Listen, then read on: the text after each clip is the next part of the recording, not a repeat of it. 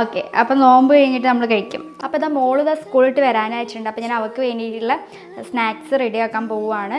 ഇത് എനിക്ക് നോമ്പ് തുറയ്ക്കുള്ളൊരു സ്നാക്സുമാണ്.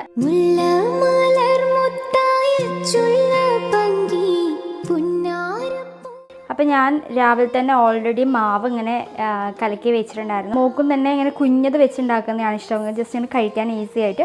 അപ്പോൾ ഞാൻ ഇതിനകത്ത് കുറച്ച് ഏലക്കായ് പൊടിച്ചത് ഇട്ട് കൊടുത്തിട്ടുണ്ട് കേട്ടോ, കാരണം അതിനൊരു ഫ്ലേവറും കൂടെ ഉണ്ടാകുമ്പോൾ നല്ല ടേസ്റ്റ് അല്ലേ.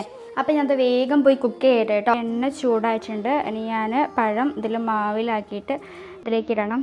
ഇവിടെ ഇതാ എൻ്റെ നോമ്പ് തുറയ്ക്കുള്ള ബീഫ് കറിക്കുള്ള കാര്യങ്ങൾ സെറ്റാക്കിക്കൊണ്ടിരിക്കുകയാണ്.